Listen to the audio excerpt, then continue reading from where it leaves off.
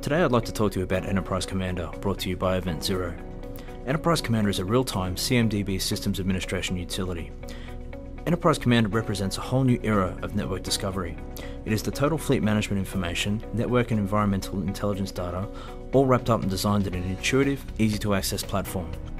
Enterprise Commander is so flexible and easy to use that it can even be used on tablets and smartphones, even from remote locations, providing you with real-time, up-to-the-second data wherever you are.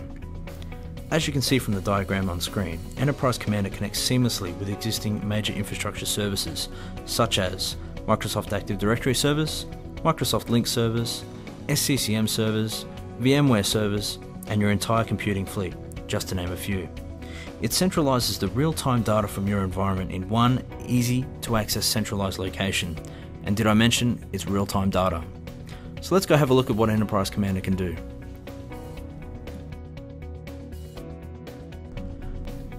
Enterprise Commander stores your organization's data in this easy-to-access web portal.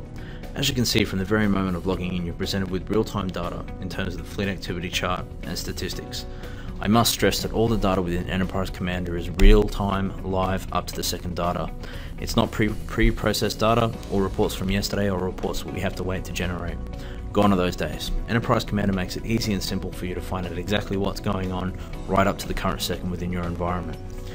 Enterprise Commander is currently broken into three sections: users, endpoints, and sites. Within the users category, we're immediately presented with user information that's up to date, live, and unique specifically for the environment. As you can see here, we have user statistics for the environment. We have a graphical breakdown of current user statuses in terms of active status, idle, and offline. We even have a historical graph so we can actually look at user trends based over periods of days, weeks, months, or even years. There's also a graphical representation for users to endpoints ratio, so we can have a look at how users and machines are split up for this site. If I go and click on the users list here, we can actually see we have power lists. Power lists are designed to provide you with information that's typically a little bit harder to get, and it's designed to help you out in performing IT and system administration tasks. If I go through and click on view all power lists, there's a multitude of lists in here that can be configured depending on what you'd like and depending on what you're trying to achieve. But just for the moment, we'll go back and actually have a look at the default ones. So immediately, by clicking on the power list, I can find exactly how many active users are online, how many idle users are online, and how many users are offline. I can even go through and have a look at how many users were created within the last 7 days, if there's any user accounts set to expire within the next 7 days, if any users have an unlocked Active Directory account. I can actually go through, have a look, unlock their account directly from Enterprise Commander for them. I can even find out how many active users there have been during the weekend. But at the moment, what we'll do is we'll go down and have a look at how many users have more than one primary endpoint. Immediately, what you can see here, we have the user's name, their email address, their AD name, their department, and the number of endpoints they're using. The data within Enterprise Commander is designed to be fluid, intuitive, easy to navigate, and always up to date. As you can see here, by scrolling over a user's just even name, I've already got contact information that's relevant in terms of their name, their title, mobile phone and phone contact details, email address, the current status of the user, and even the user's manager, so I can find out who they report to if I need to use that information. But what we'll do is we'll click a little bit deeper. So by clicking on the user's name, we actually go through into a bit more very detailed user information in terms of user's contact information, the Windows Active Directory settings in terms of what OU container they sit in, when their account was created, their last login and their login count, and their password last set. We can even go down and have a look at how many endpoints they've been using, the actual machines they've been using, and also the operation patterns for the machines. I can even go down and find out what printers the person's been using. Another handy task that we've included within Enterprise Commander is some system administration tools in the right hand column here. I can actually go through and enable this user's Active Directory account, disable the account, unlock the account, or reset the password if required. I can even go through and edit his AD info if I need be. I can also go and have a chat with this person directly from the Enterprise Commander window, or I can give them a call directly from Enterprise Commander. I can even go through here and add a little note.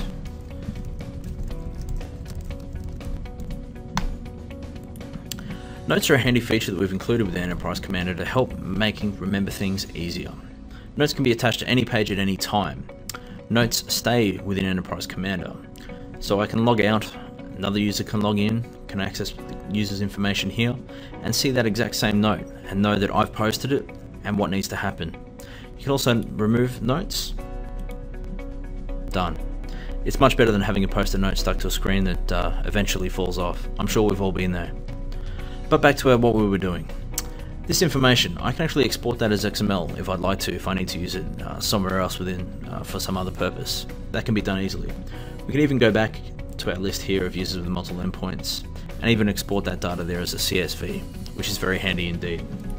So what we'll do is we'll have a look at this user's endpoints and have a look at what they've been using. But we'll actually look at the endpoints menu first. As with before with the users category, we're presented with endpoint data that is unique, up-to-date, real-time, and specific to the site. As with before, we've got a bit of a breakdown on user statuses in terms of idle, active, and offline, historical trends, endpoint classes, so we can find out how many desktops, servers, and notebooks there are within the environment, again with historical trends. We can even go down and have a look at manufacturer breakdowns for non-servers. Server breakdown as well. And even operating system breakdown for the environment. So it's really easy to see a bit of a quick snapshot of the environment, how it's operating in terms of its hardware.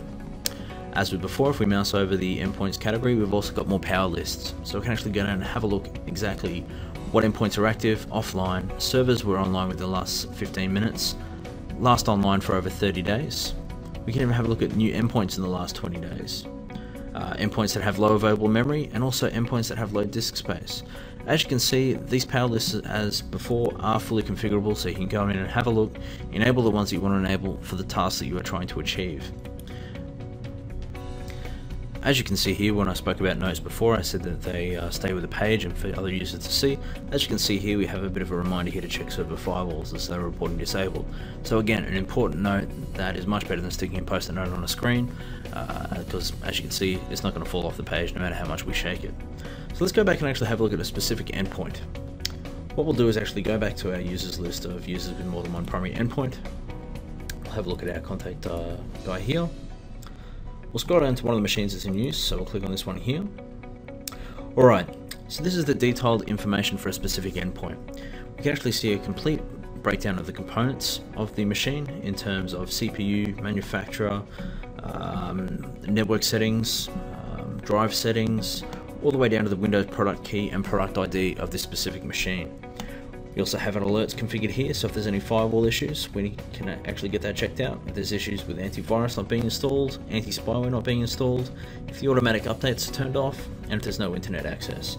So immediately right now, from a system administration's or fleet management perspective, we've already got a snapshot of the machine directly what's going on, without getting in contact with the user, without waiting for information to be generated by a previous report.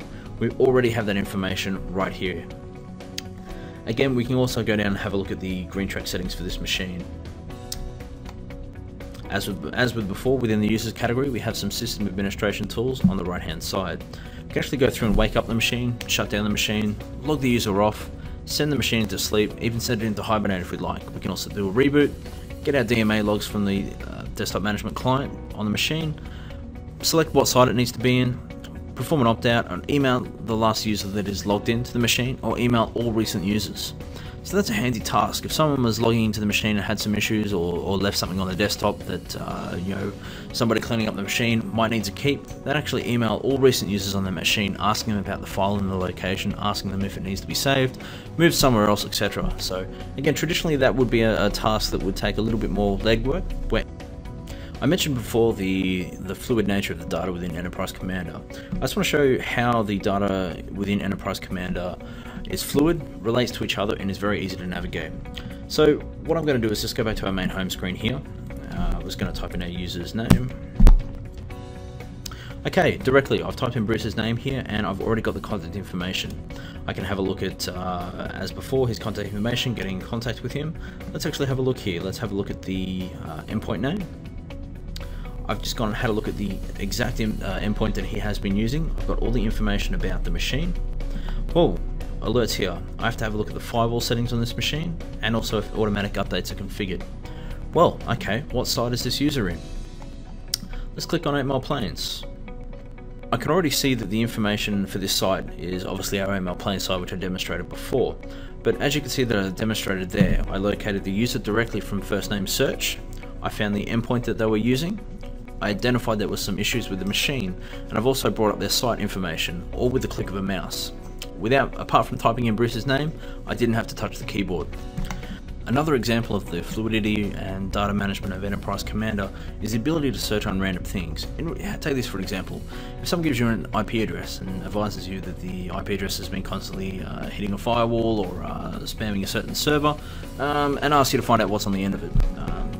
Usually this will take quite a bit of legwork, but just by typing the IP address into Enterprise Commander, we can actually see what's on the end of that IP address. So as an example, if I type in 172.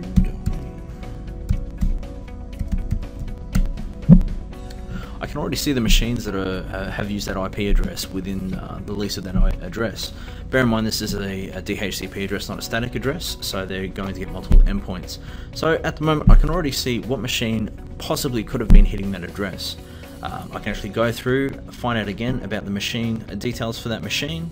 I can get in contact with the users directly, so I can find out if the user is currently using the machine, if they have been accessing certain areas, etc. that they haven't been, and just get a better understanding of the what may be attached to that IP address and what they're up to, and get in contact directly with the user. So if there's an actual issue with the IP address actually hitting something in terms of performing an automatic update that should have been disabled, I can get in contact with the user directly, have a look at the machine via remote assistance, and actually disable that update and stop that unwanted, unneeded network traffic, all by typing in the IP address into the search bar.